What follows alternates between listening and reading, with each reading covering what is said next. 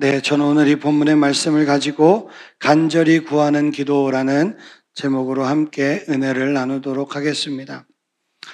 한 대형마트에 유모차를 끌고 장을 보던 어머니가 있습니다. 무거운 물건을 카트에 실으려고 하는데 너무 무거워서 들기가 어려워 카트에 실기가 쉽지 않습니다. 아무리 주변을 살펴봐도 그 어머니와 함께 온 것 같은 그런 사람은 없어 보입니다. 결국 한참을 그렇게 씨름하다가 용기 내어서 옆에 지나가던 청년에게 조심스럽게 말합니다. 저기 죄송한데 이거 카트에 조금만 올려주실 수 있을까요? 청년은 당황했지만 이내 웃으면서 도와드렸고 어머니는 연신 고개를 숙이면서 감사합니다를 반복합니다. 우리도 인생을 살다 보면 누군가의 도움이 꼭 필요할 때가 있습니다. 그런데 그 도움을 구하기가 참으로 쉽지 않아요. 자존심이 상할 수도 있고 또 상대방이 거절할까봐 망설이게 됩니다. 기도도 때로는 비슷합니다.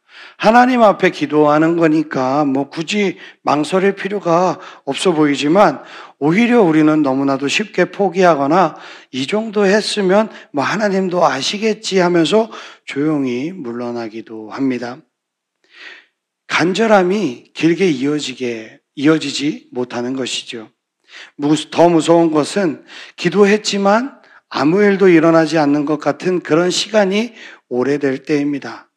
응답이 없는 것 같은 그 고요함 속에서 하나님은 도대체 내 기도를 듣고 계신가요? 라는 이 질문이 마음속에서부터 아주 깊은 곳에서부터 울려 퍼집니다. 바로 그때 우리는 기도를 멈출지 아니면 더욱더 붙들지를 선택해야 합니다. 오늘 본문은 예수님께서 불의한 재판관과 과부의 이야기를 통해서 우리에게 기도의 태도에 대해서 알려주시고 있습니다. 항상 기도하고 낙심하지 말아야 할 것을 가르치시려는 이 의도로 이 비유는 매우 특별하게 시작합니다. 재판관은 불의했고 과부는 연약했어요. 그렇지만 그 간절함은 상황을 움직이게 됩니다. 오늘 우리는 이 말씀을 통해서 기도가 단지 말을 반복하는 그런 종교적인 행위가 아님을 보게 될 것입니다. 기도는 하나님을 신뢰하는 사람의 삶 그 자체이고 포기하지 않겠다라는 믿음의 선언인 것입니다. 오늘 말씀을 통해서 오늘 이 밤 다시 기도의 자리로 나아갈 수 있는 은혜가 가득 넘치기를 주님의 이름으로 축복합니다. 아멘. 우리 사랑하는 성도님들, 일단 비유가 무엇입니까? 비유는 표현하고자 하는 그 대상을 직접적으로 언급하지 않고 다른 대상에 빗대어서 표현하는 방법이 비유입니다. 그래서 이 비유로 쉽게 이해시키려면 대상이 아주 또렷해야 됩니다. 착한 사람은 한없이 착해야 되고 불쌍해야 되고 연약해야 됩니다. 그리고 악인은 쓰레기도 이런 같은 쓰레기가 없을 정도로 아주 쓰레기여야 이해하기가 쉬운 거예요. 그래야 3살 먹은 어린아이도 이해할 수 있는 거죠. 그래서 오늘 본문 2절을 보면 재판관을 하나님을 두려워하지 않는 사람, 그리고 하나님을 두려워하지 않고 사람을 무시하는 자라고 표현하고 있습니다. 당시 유대 사회에서 재판관은 율법에 따라서 공의롭게 재판을 해야 했지만 이 사람은 정반대인 것이죠. 권력만 있고 정의도 신앙도 사람에 대한 존중도 없는 전형적인 불의한 사람입니다. 예수님은 이 재판관을 중심인물로 등장시킵니다. 왜 그러셨을까요? 왜 이 쓰레기 중에 아주 그런 쓰레기를 여기에 중심인물로 등장을 시켰을까요? 바로 하물며의 논리를 통해서 하나님의 그 본심을 드러내 주시기 위해서입니다. 세상에 이렇게 무정한 자도 사람의 끈질김 앞에서는 결국 움직일 수밖에 없다면 하물며 인자와 공의의 하나님께서 어찌 더 신실하지 않으시겠냐라는 것이지요. 예수님은 일부러 극단적인 예를 통해서 우리가 하나님의 마음을 더 분명하게 느낄 수 있도록 하시는 것입니다. 그렇다면 우리는 이렇게 질문할 수 있어요. 정말 하나님은 우리의 기도를 듣고 계신가요? 기도했는데 아무 변화가 없으면 정말 하나님이 응답하지 않으시는 건가요? 라고 질문할 수 있겠지요. 이 질문은 우리가 기도 생활을 하다 보면 피할 수 없이 마주하는 그런 현실적인 질문입니다.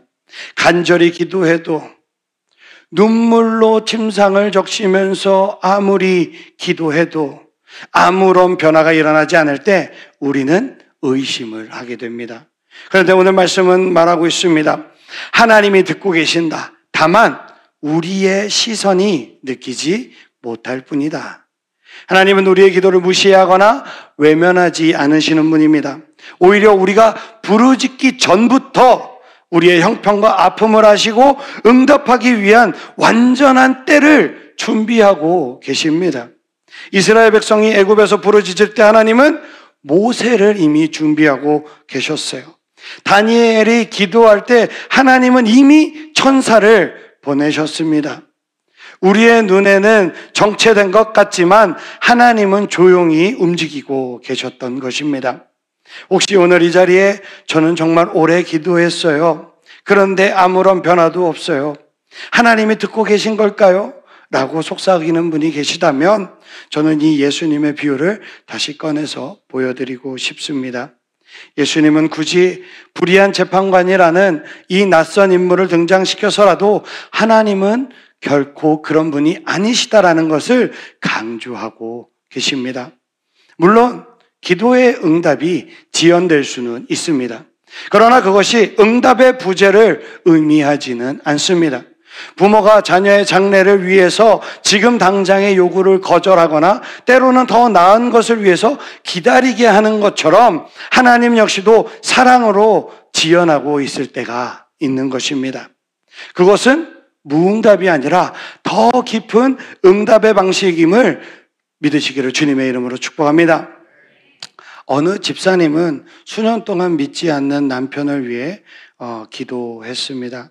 새벽마다 교회에 나와서 눈물로 하나님 앞에 호소했지만 남편은 점점 더 교회를 멀리했습니다. 심지어는 기도 좀 그만하라고 소리를 치기도 했습니다.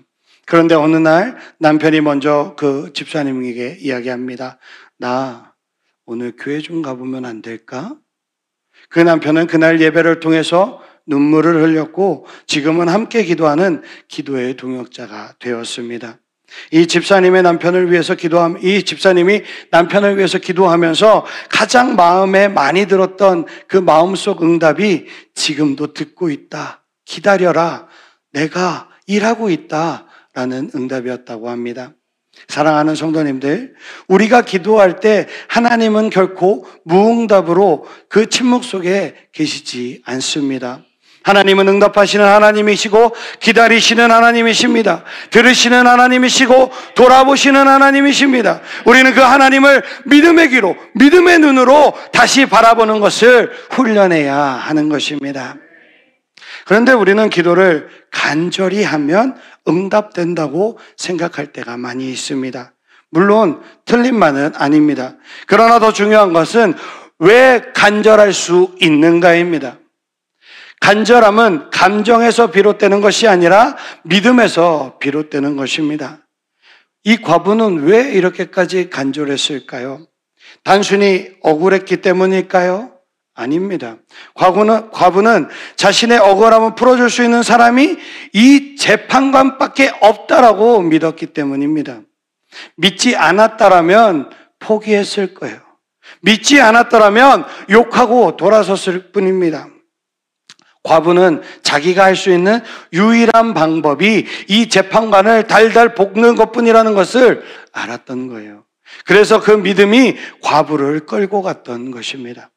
간절함은 믿음을 바탕으로 할 때에만 지속될 수 있는 것입니다. 감정은 하루 이틀 지나면 사라져버려요. 식어버립니다. 그러나 믿음은 매일 아침 다시 일으키는 힘이 있음을 믿으시기를 주님의 이름으로 축복합니다. 예수님은 이 비유의 끝에서 아주 중요한 질문을 하나 던집니다. 인자가 올 때 세상에서 믿음을 보겠느냐? 기도의 끝에 놓인 이 질문이 믿음이라면 이 비유는 결국 믿음의 이야기라는 거예요. 기도에 대한 비유로 시작했지만 결론은 믿음을 가진 자의 끈질김을 통해서 하나님의 신실하심을 드러내는 그런 이야기인 것입니다. 성도님들, 우리가 낙심하는 이유는 간절하지 않아서가 아니라 믿음이 흔들릴 때 그 간절함도 같이 흔들리기 때문입니다. 기도를 많이 하는 게 중요한 것이 아니라 그 기도 안에 믿음이 살아있느냐가 중요한 것입니다. 기도하면서도 마음 한켠에는 이게 될까? 내가 기도하고는 있는데 이게 정말 이 기적이 일어날까? 내 병이 고쳐질까? 내 아픔이 사라질까? 이렇게 의심하는 생각이 혹시 깔려 있지는 않습니까? 입술은 주님 응답해 주세요. 기적을 보여주세요. 하늘의 문을 열어주세요. 이러고 말은 하고 있는데 내 마음은 이미 안 될 거라는 체념을 하고 있지는 않나요? 믿음은 아직 보이지 않아도 하나님이 들으신다라는 것을 전제하고 나아가는 용기입니다. 그 믿음이 간절함을 붙들고 간절함이 기도의 자리를 지켜내는 것입니다. 저희 집은 대대로 남자가 외골수입니다. 무슨 말이죠? 고집이 세고 융통성이 없다라는 이야기입니다. 그런데 저희 집에서 할머니가 처음 믿음을 가지셨습니다. 그리고 어떻게 믿으셨는지는 도저히 알 수는 없는 우리 할아버지께서 믿음을 가지셨어요. 그리고 우리 할아버지가 부르심의 소명을 받습니다. 그런데 그 시절 아시잖아요. 60년대, 70년대. 이 시절에 경제적으로 너무 어려웠던 시절이라 할머니가 강하게 반대하셨다고 합니다. 아들을 신학시키면 되지 굳이 당신이 신학을 하면 이 집은 누가 먹여 살리냐라면서 반대하셨다고 해요. 결국 우리 할아버지는 신학을 하지 않으셨습니다. 그런데 어디 자식 농사가 자기 마음대로 되나요? 안 되죠. 저희 아버지는 신학은커녕 하나님을 멀리 떠나 완벽한 세상 사람보다 더 세상 사람이 되셨습니다. 저 또한 아버지와 같은 길을 걸었지요.